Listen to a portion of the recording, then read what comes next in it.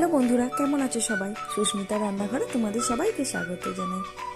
আজকে একটা নতুন রেসিপি তোমাদের সাথে শেয়ার করব, চিকেন কাবাব। সেটা আমি আবার বানাবো এয়ার ফ্রায়ারে। তোমরা চাইলে ওভেনেও বানাতে পারো।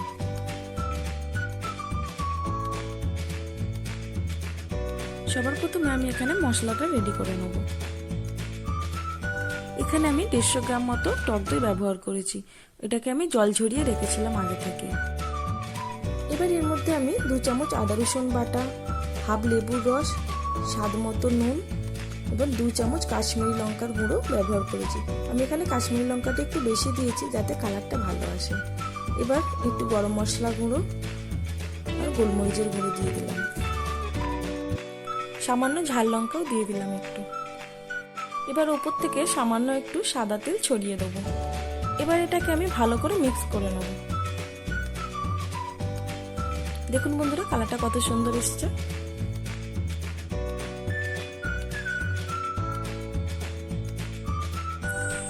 এবার এর মধ্যে আমি চিকেনের পিসগুলো দিয়ে দেব। এখানে আমি 500 গ্রাম মতো বোনলেস চিকেন নিয়েছি।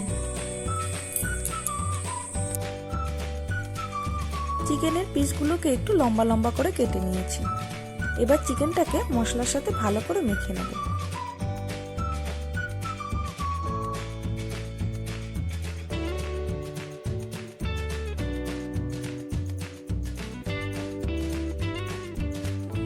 দেখুন বন্ধুরা, মাখানো কমপ্লিট। এবার এর মধ্যে আমি ওপর থেকে পরিমাণ মতো কাসুরি মেথি ছড়িয়ে দিলাম।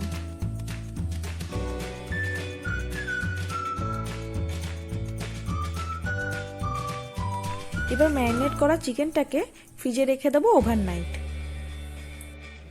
চিকেনটা বানানোর 1 ঘন্টা আগে ফ্রিজ থেকে বের করে রেখে দিতে হবে। তারপর একটা জায়গায় জল নিয়ে স্টিকগুলোকে 10 মিনিটের জন্য ভিজিয়ে রাখতে হবে যাতে না স্টিকগুলো পুড়ে যায়। এবার চিকেনগুলোকে একটা একটা করে স্টিকে গেঁথে নেব।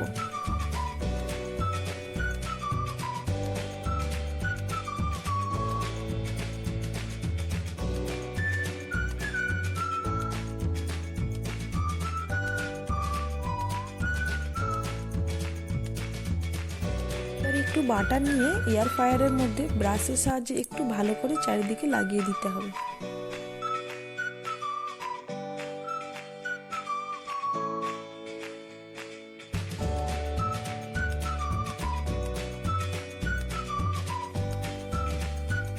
এবার এক এক করে এর মধ্যে স্টিকগুলো দিয়ে দেবো।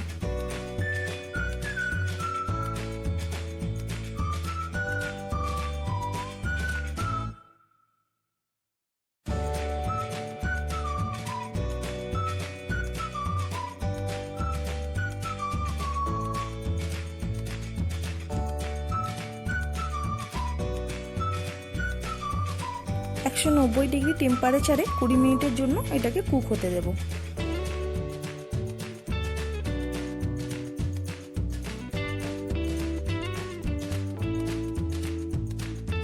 দেখুন বন্ধুরা, চিকেনটা কত সুন্দর দেখা যাচ্ছে বাইরে থেকে।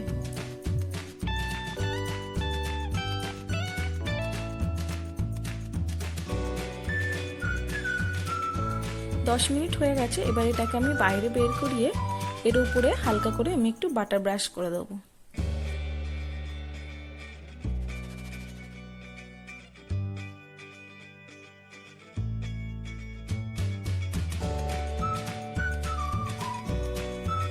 আবার এটাকে 10 মিনিটের জন্য কুক হতে দেবো।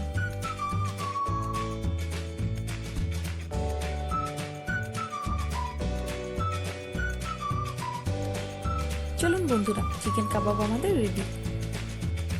আপনারাও এই পদ্ধতিতে একবার বাড়িতে বানিয়ে দেখবেন এবং কেমন হয়েছে অবশ্যই কমেন্টে জানাবেন। চিকেন কাবাব ধনেপাতার চাটনির সাথে বেশি ভালো লাগে, কিন্তু বাড়িতে ছিল না তাই সস দিয়েই ট্রাই করলাম। ভিডিওটা দেখার এবং সাবস্ক্রাইব করার অনুরোধ রইল।